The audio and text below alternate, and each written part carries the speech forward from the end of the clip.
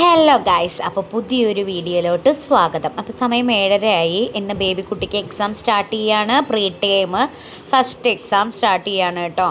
ഇന്ന് മാത്സും അതുപോലെ തന്നെ ഹിന്ദി ആയിരുന്നു എക്സാം. അപ്പോൾ ഈ ട്രൈപോഡ് ഞാൻ ഫ്ലിപ്കാർട്ടിൽ നിന്ന് വാങ്ങിയതാണ് കേട്ടോ. അടിപൊളി ട്രൈപോഡാണ്. 1000 രൂപയ്ക്ക് താഴെ തന്നെ ഉള്ളൂ കേട്ടോ.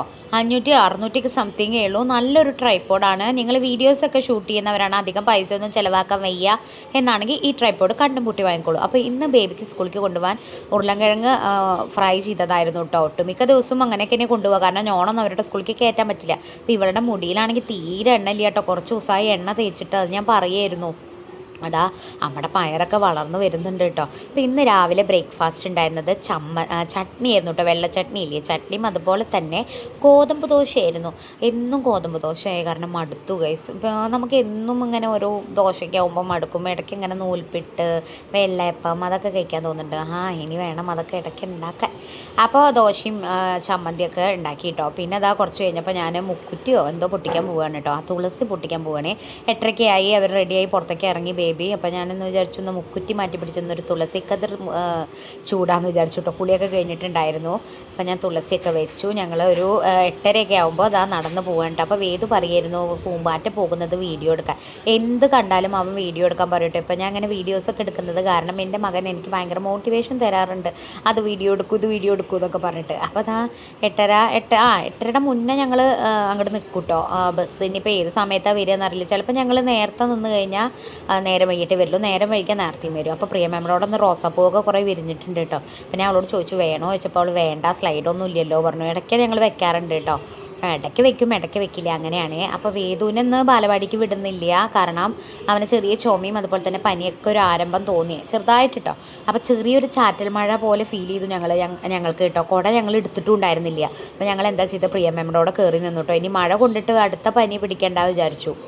ചെറുതായിട്ടേ പെയ്തുണ്ടായിരുന്നുള്ളൂ, പക്ഷെ എന്നാലും ഞങ്ങളുടെ കയ്യിൽ കുടയൊന്നും ഉണ്ടായിരുന്നില്ല. അപ്പോൾ വേദു ഈ പ്രിയമേമേനെ അങ്ങനെ വിളിക്കായിരുന്നു കേട്ടോ ഗ്രില്ലിൻ്റെ ഉള്ളിൽ കൂടെ. അപ്പോൾ കുറച്ച് കഴിഞ്ഞപ്പോൾ പ്രിയമേമ വന്നു. ഞങ്ങൾ കുറച്ച് നേരം അവിടെ വർത്താനം പറഞ്ഞിരുന്നു. അപ്പം ശരിക്കും ചിന്നമണി ബസ് പോയിട്ട് 8:30 ഈ 8:30 ചിന്നമണിയുടെ ബസ്സിൻ്റെ ബാക്കിൽ അവരുടെ ബസ് എപ്പോഴും ഉണ്ടാവുക. പക്ഷേ ഇന്ന് ഇത്തിരി ലേറ്റായി, എക്സാം ഉള്ള ദിവസം തന്നെ ലേറ്റായിട്ടാണ് ബസ് വന്നത്. അപ്പോൾ പ്രിയമേമയോടെ ഓണക്കാലമായി കഴിഞ്ഞാൽ അങ്ങനെ കാശിത്തുമ്പോൾ വരിയായിട്ടുണ്ടാവാറുണ്ട് കേട്ടോ. പക്ഷെ പ്രാവശ്യം കുറവാന്ന് പറയായിരുന്നു ഞാൻ. അപ്പോൾ അതാ കുറച്ച് കഴിഞ്ഞപ്പോൾ ബസ് വന്നു. പിന്നെ എന്നത്തെയും പോലെ ടാറ്റ ബൈ ബൈ ഒക്കെ കൊടുക്കും. അത് എന്നുള്ളതാണ് കേട്ടോ, സ്ഥിരമുള്ള കലാപരിപാടിയാണ്. അത് കൊടുത്തില്ലെങ്കിൽ അവന് ഉറക്കം വരില്ല.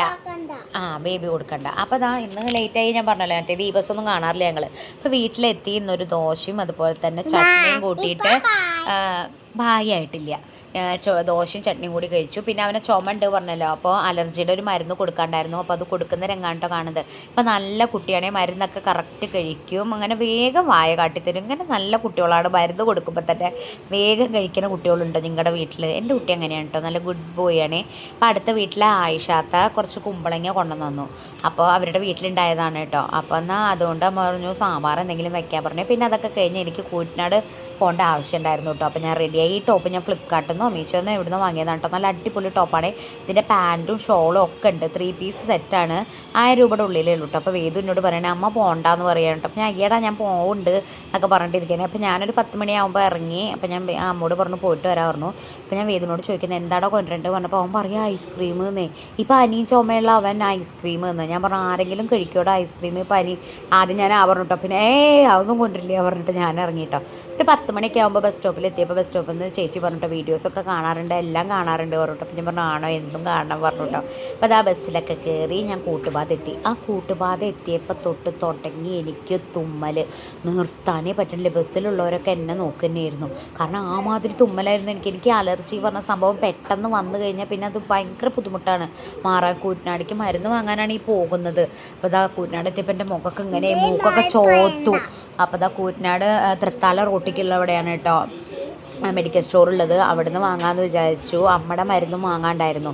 പിന്നെ എൻ്റെ അലർജിയുടെ മരുന്നും അവിടെ നിന്നാണ് ഞാൻ ഇടയ്ക്കൊക്കെ വാങ്ങാറ്. ഇപ്പോൾ കൂറ്റനാടൊക്കെ ഒരുപാട് എല്ലാത്തിനും കട്ടകളും ഓരോ ഷോപ്പുകളും ഒക്കെ ഉണ്ടോ, ഫാൻസി സ്റ്റോറൊക്കെ. അപ്പോൾ അത് ഇവിടെ നിന്നാണ് കേട്ടോ ഞാൻ മരുന്ന് വാങ്ങിയത്. അപ്പോൾ ഞാൻ അവിടെ നിന്ന് തന്നെ മരുന്ന് കഴിച്ചു. ചേട്ടൻ എനിക്ക് വെള്ളം തന്നു, കാരണം അത്രയും തുമ്മലായിരുന്നു. അപ്പോൾ വേദുവിന് പനിയുടെ മരുന്ന് വാങ്ങാണ്ടായിരുന്നു. അപ്പോൾ ഞാനത് ഈ കടയിൽ നിന്ന് വാങ്ങിയിട്ടോ. അതുപോലെ തന്നെ വേറെ എന്തോ മരുന്ന് വാങ്ങാണ്ടായിരുന്നു, അത് ഞാൻ അവിടെ നിന്ന് മറന്നു. അങ്ങനെ അപ്പം തന്നെ എനിക്ക് ബസ് കിട്ടി. കൂട്ടുപാത ഇറങ്ങിയപ്പോൾ അവരൊക്കെ ഇവരൊക്കെ പറഞ്ഞു, പിന്നെ ഞാൻ വീഡിയോസൊക്കെ ഇടുന്നുണ്ട്, ഒക്കെ സബ്സ്ക്രൈബ് ചെയ്യാൻ പറഞ്ഞപ്പോൾ അവർ സബ്സ്ക്രൈബ് ചെയ്തിട്ടൊക്കെ ഇട്ടോ. ചേട്ടന് ഇൻസ്റ്റാഗ്രാം ഒന്നുമില്ലേ. കൂട്ടുപാത പിന്നെ ഒരു ഉള്ളവർക്കൊക്കെ അറിയുന്നുണ്ടാവും. ഈ കട എന്ന് പറയുന്നത് ഒരുപാട് വർഷം, ഈ കടയിൽ ഈ ചേട്ടൻ ഒരുപാട് വർഷമായിട്ട് വർക്ക് ചെയ്യുന്നതാണ് കേട്ടോ. അപ്പോൾ അവരോടൊക്കെ ഞാൻ എന്തായാലും പറഞ്ഞിട്ടുണ്ട് വീഡിയോസൊക്കെ കാണണമെന്ന്. അപ്പോൾ ഞാൻ കുറച്ച് സാധനങ്ങളൊക്കെ അവിടെ നിന്ന് വാങ്ങിയിട്ടോ. ഈ സാധനം ഞാൻ ഈ പ്ലം അങ്ങനെ കഴിച്ചിട്ടില്ല, അപ്പോൾ ഒന്ന് ടെസ്റ്റ് ചെയ്യാമെന്ന് വിചാരിച്ചു. പിന്നെ സാധനങ്ങൾ വാങ്ങിയിട്ട് പൈസ ബാക്കി തരാൻ നോക്കുമ്പോഴേക്കും ബസ് വന്നു കേട്ടോ എൻ്റെ. അപ്പോഴേക്കും അവരുടെ കയ്യിൽ ചില്ലറിയില്ല. അപ്പോൾ ഞാൻ പറഞ്ഞു എനിക്ക് പൈസ മതി, വേറെ ഒന്നും വേണ്ട പറഞ്ഞു കേട്ടോ. അപ്പോൾ വേറെ ഏതൊരു ചേട്ടൻ്റെ 30 രൂപ വാങ്ങി തന്നു കേട്ടോ.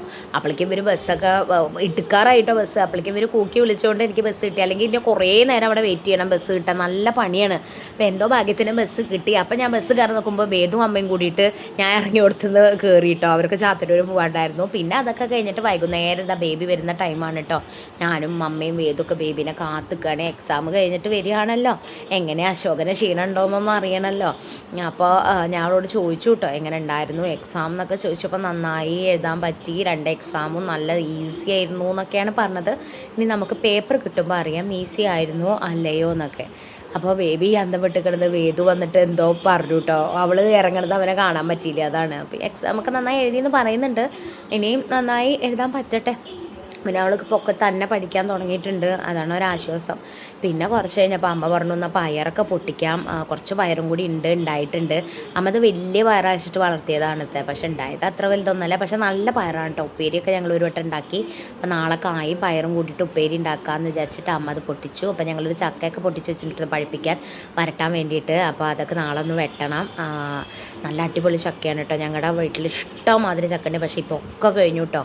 ഒരുപാട് പേര് കൊണ്ടുപോയി, ആവശ്യമുള്ളവർക്ക് ഇട്ട് കൊണ്ടുപോകാമെന്ന് അമ്മ പറഞ്ഞിട്ടുണ്ടായിരുന്നു. അപ്പോൾ ഓരോരുത്തർ വന്ന് ഇടും കൊണ്ടുപോകും അങ്ങനെയാണ് കേട്ടോ.